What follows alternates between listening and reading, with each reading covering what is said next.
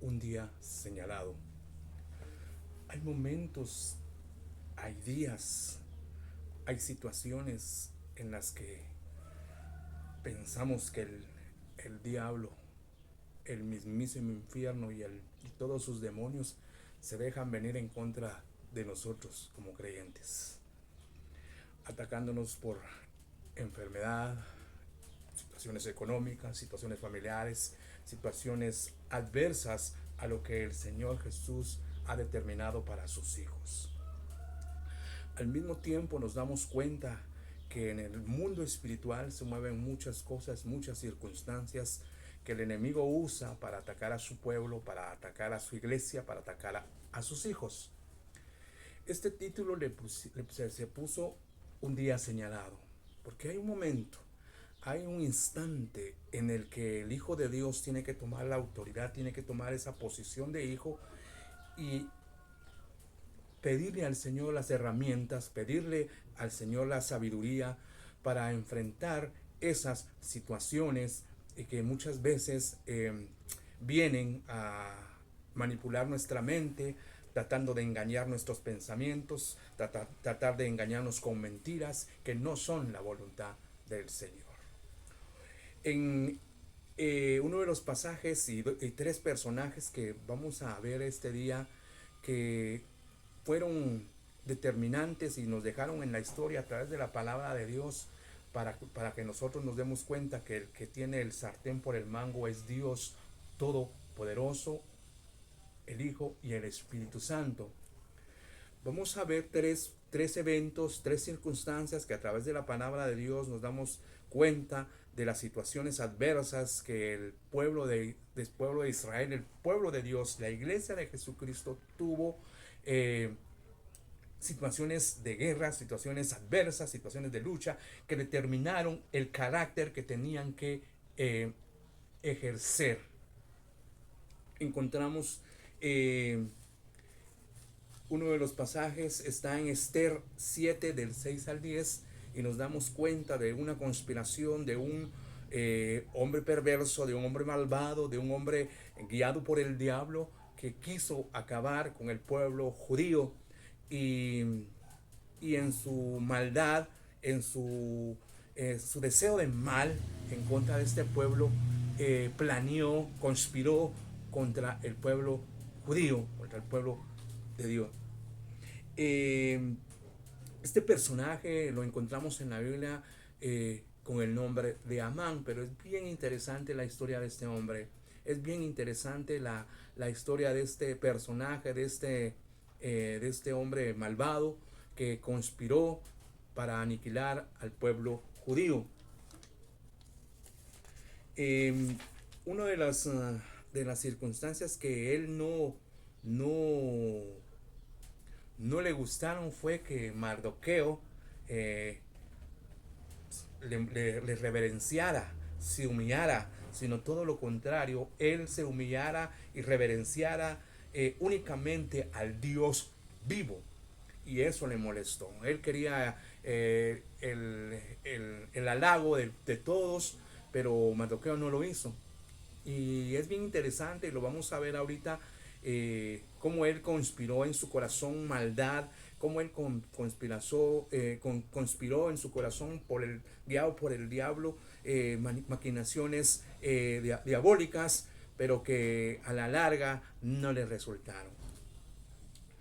Eh, a lo largo de la historia de Esther, del capítulo de Esther que 7, 6, nos damos cuenta de todo lo que maquinó Amán contra el pueblo judío para, para aniquilarlos. No lo quería solo dañar, sino los quería aniquilar.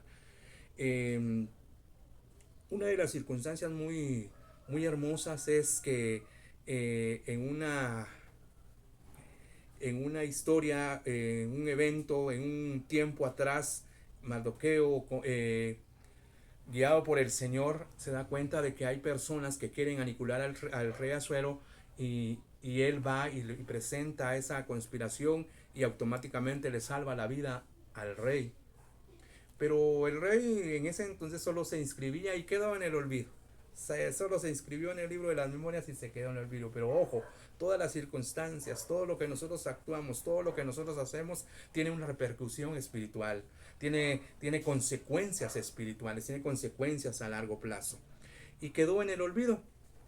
Eh, Todos lo que hemos leído la Biblia nos damos cuenta de cómo Basti no quiso agradar al rey y cómo Esther, llena de gracia y llena de favor de Dios, llegó al palacio. Pero voy a entrar en detalle a lo que es la conspiración de Amán. Amán conspira contra Mardoqueo, exterminarlo, conspira contra el pueblo judío, acabarlos, aniquilarlos, pero sin embargo en el plan de Dios, en el plan de Jesús, en el plan eterno, Dios está y estará con el pueblo de Dios.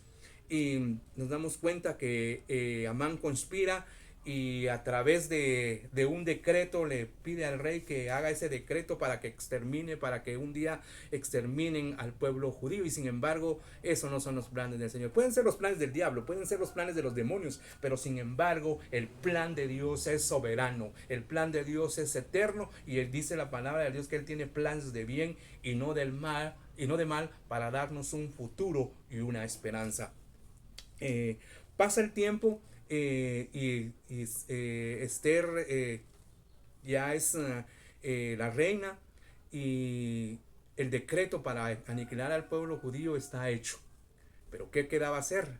¿Qué se tenía que hacer? Es una historia muy hermosa, una historia muy preciosa, eh, que, que lo podemos ver en el libro de Esther. Y en ese momento, cuando está decretando el rey Asuero el exterminio por decreto, le dio la autoridad a Amán para que ellos aniquilaran, exterminaran, asesinaran al pueblo judío. Pero sin embargo, el plan de Dios no era ese. El plan de Dios el plan de Dios es bueno, es agradable y es perfecto. Un día, una noche, el rey está así como inquieto en la noche, y viene alguien y le dice: mira, lo que podemos hacer para que te quite la inquietud es que leas el libro de las memorias.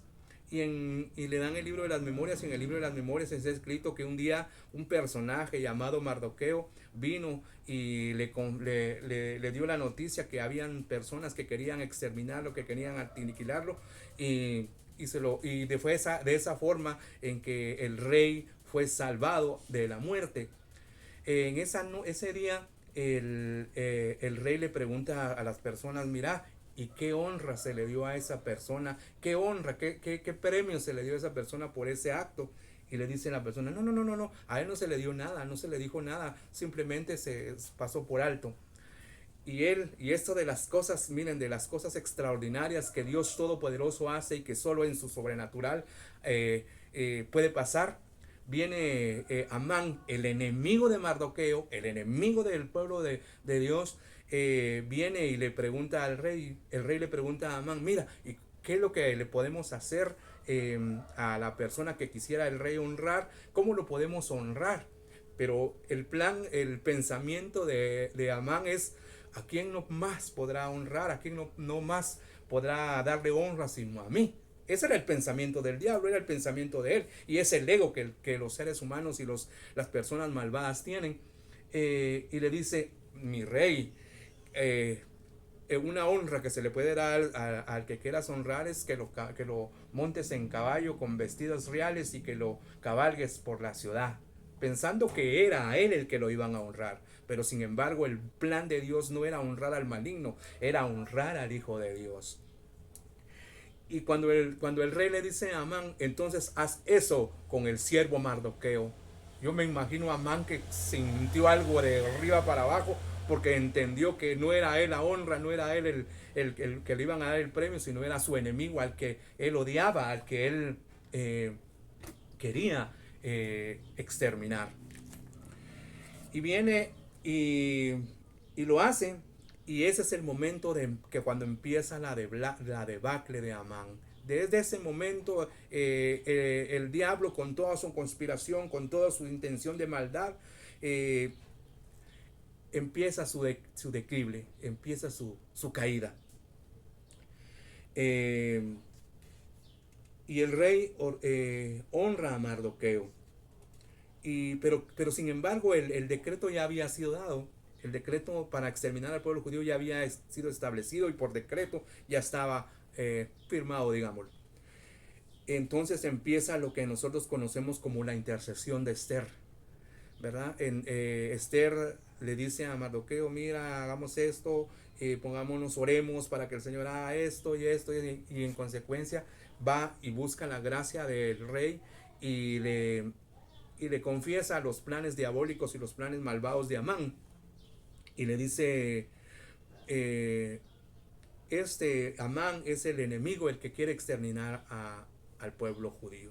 Pero de las cosas raras, de las cosas que a veces uno no entiende, antes Amán había preparado una horca, porque en su pensamiento, en su mente, Amán pensaba ahorcar a Mardoqueo en esa horca, pero las cosas que el ser humano trama no van con los planes de Dios.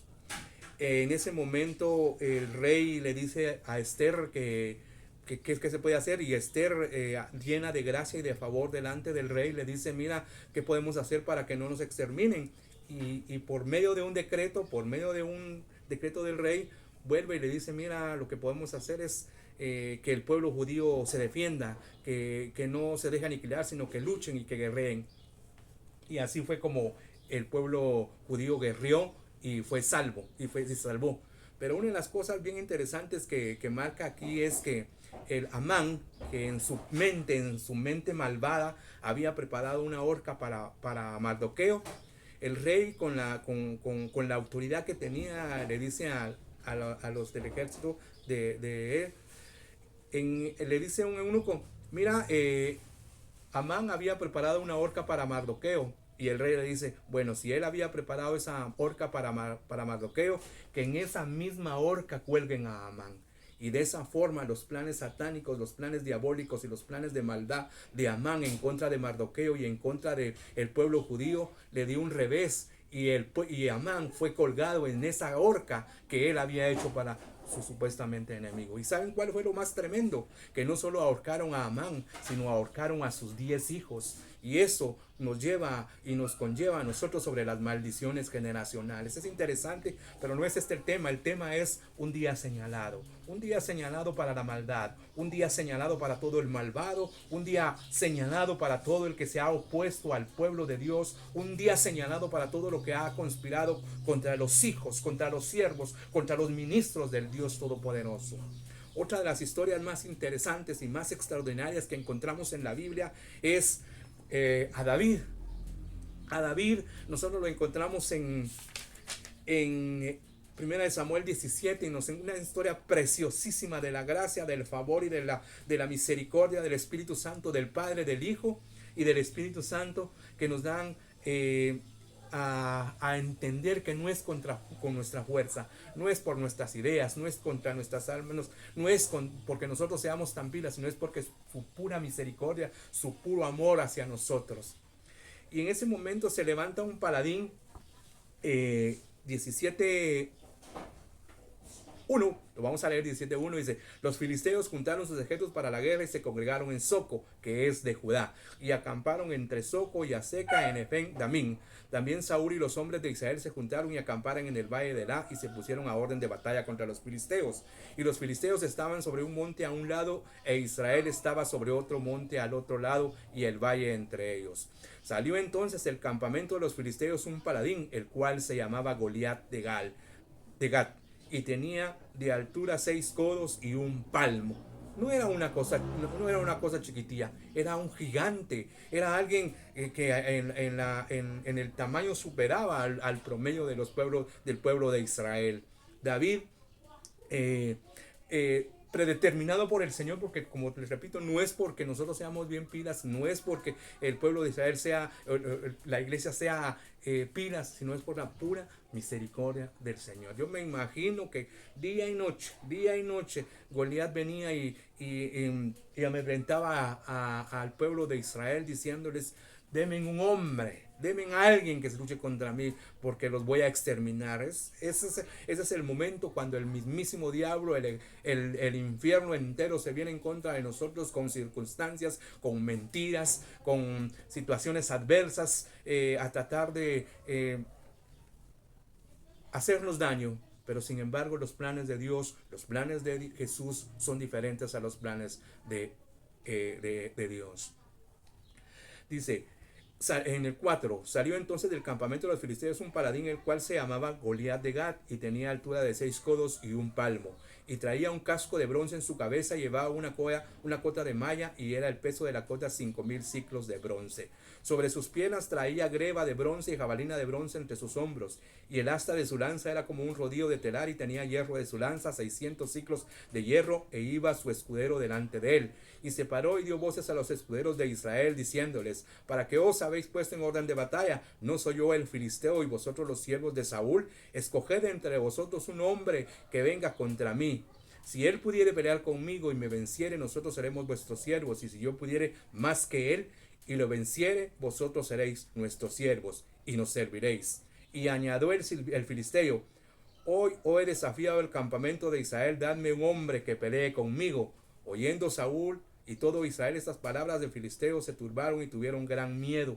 Y David era hijo de aquel hombre Efrato de Belén de Judá, cuyo nombre era Isaí, el cual tenía 8 hijos. Y en el tiempo de Saúl este hombre era viejo y de gran edad entre los hombres. Y los 3 hijos mayores de Isaí habían ido para seguir a Saúl a la guerra. Y los nombres de sus 3 hijos que habían ido a la guerra eran Eliab, el primogénito, el segundo Abinadab y el tercero Sama. Y David era el menor, siguiendo pues los 3 mayores a Saúl. Pero David había ido y vuelto dejando a Saúl para apacentar las ovejas de padre en Belén. Venía pues aquel filisteo por la mañana y por la tarde, y así lo hizo durante 40 días. ¿Se pueden imaginar ustedes 40 días de opresión, 40 días de amenazas, 40 días de que el enemigo se quiera enseñorear y que te quiera amenazar y que te quiera con las circunstancias, con las situaciones, con las cosas que quiere el diablo contra sus hijos, amedrentar? Y eran 40 días que este filisteo incircunciso venía y oprimía al pueblo de Israel con opresión. Miren, los que hemos estado en opresión, los que hemos estado en lucha, entendemos. Miren, yo oí este mensaje y fue una de las palabras que oí y que me han bendecido tanto en mi vida, que es: la clave de la vida es el entendimiento espiritual. El diablo se va a presentar con puras mentiras. Juan 10:10 dice: el enemigo, el diablo, no viene sino para matar, robar y destruir, mas Jesucristo vino para dar vida y vida en abundancia. Aquí nos estamos dando cuenta que eran 40 días de opresión, 40 días molestando al pueblo de Israel con circunstancias, amedrentándolos, infundiéndoles miedo, infundiéndoles temor. Pero eso no eran los planes de Dios, eso no eran los planes del Señor. El plan de Dios era que era libertad al pueblo de Israel, y por medios sobrenaturales, por medios espirituales del Espíritu Santo, nos damos cuenta de que Dios estaba con David. En el 17: y dijo Isaí David su hijo: toma ahora por tus hermanos un efa de este grano tostado y estos 10 panes, y llévalos pronto al campamento de tus hermanos, y estos 10 quesos de leche los llevarás al jefe de los 1000, y mira si tus hermanos están buenos, y toma prendas de ellos. Y Saúl y ellos, todos los de Israel, estaban en el valle de Ela peleando contra los filisteos. Se levantó pues David de mañana, y dejando las ovejas al cuidado de un guarda, se fue en su carga como Isaí le había mandado. Y luego el campamento, cuando el ejército salía en orden de batalla y daba el grito de combate, y se pusieron en orden de batalla Israel y los filisteos, el ejército contra ejército. Entonces David dejó su carga en mano que guardaba el baje, y corrió al ejército, y cuando llegó preguntó por sus hermanos si estaban bien. Mientras él hablaba con ellos, he aquí que aquel paladín que se ponía en medio de los 2 campamentos, que se llamaba Goliat, el filisteo de Gat, salió de entre de las filas de los filisteos y habló las mismas palabras, y las oyó David. Había amedrentado al pueblo de Israel, los había amenazado a través de las circunstancias, a través de las mentiras, a través de las amenazas. Había conspirado contra el pueblo de Israel. Pero el ungido, el escogido, nosotros somos un pueblo escogido, linaje real, sacerdocio, oyó David y le dice: Y todos los varones de Israel que veían a aquel hombre huían de su presencia, tenían gran temor. Miren, hermanos, en esto no hay el temor. El temor no es de Dios. Dios nos ha dado autoridad, Dios nos ha dado promesas, Dios nos ha dado promesas tanto para nuestra nación como para nuestras vidas. Te lo vuelvo a repetir, Juan 10:10. El diablo viene para matar, robar y destruir, mas Jesucristo vino para dar vida y vida en abundancia. Los planes del diablo son opuestos a los planes de Dios. Los planes de Dios son buenos, perfectos y agradables. Y cada uno de Israel decía, no había visto aquel hombre que ha salido. Él se adelanta para provocar a Israel. Al que le venciere, el rey le enriquecerá con grandes riquezas y le dará su hija y examinará de tributos a la casa de su padre en Israel. Entonces habló David a los que estaban junto a él, diciendo, ¿qué harán al hombre que venciera a este filisteo y quitara el oprobio de Israel? ¿Para quién es este filisteo incircunciso para que provoque a los escuadrones del Dios viviente? Aquí ya entró al mundo espiritual. Aquí ya no era físico, aquí era espiritual. Aquí ya no se estaba metiendo con el hombre, aquí ya no se estaba metiendo con la iglesia, aquí ya no se estaba metiendo con el pueblo de Dios, se estaba metiendo con el mismísimo Dios Todopoderoso.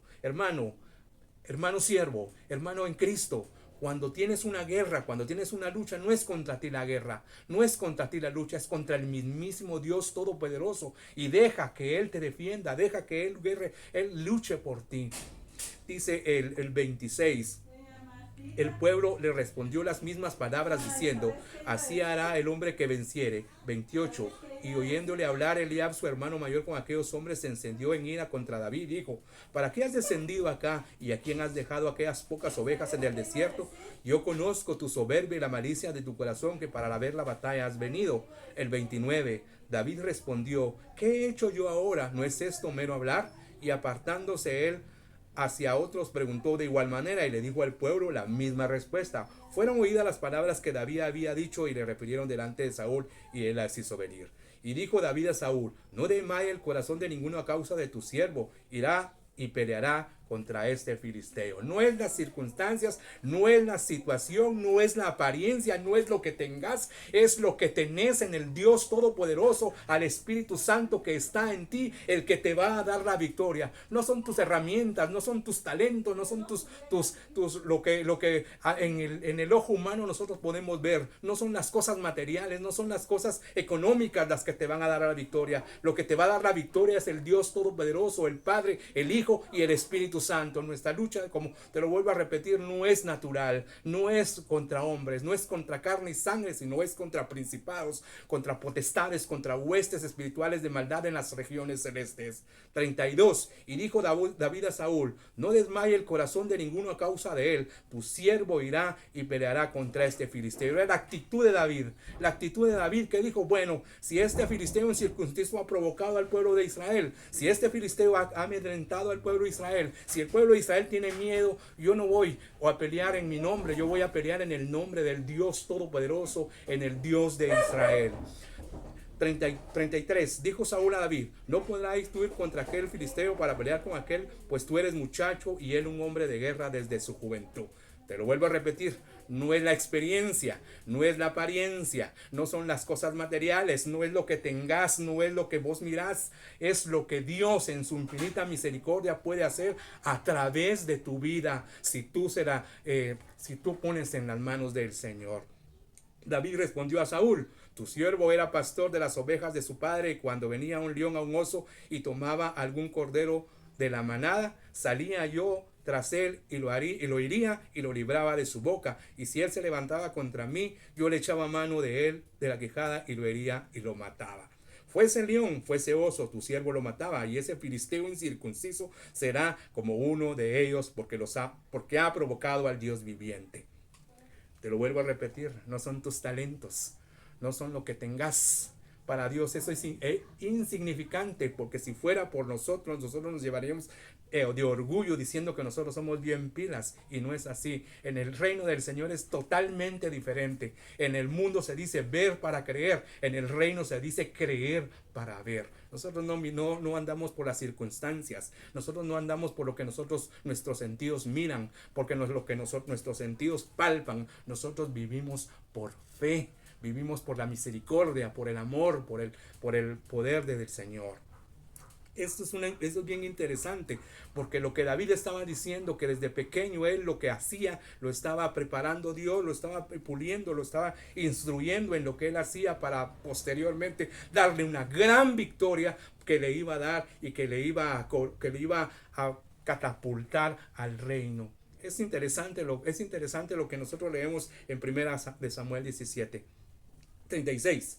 Fuese león, fuese oso, tu siervo lo mataba, y este filisteo incircunciso será como uno de ellos, porque ha provocado al ejército del Dios viviente. Hermano pastor, hermano siervo, hermano en Cristo, no, la guerra no es contra ti. El diablo no es el que tiene que examinar.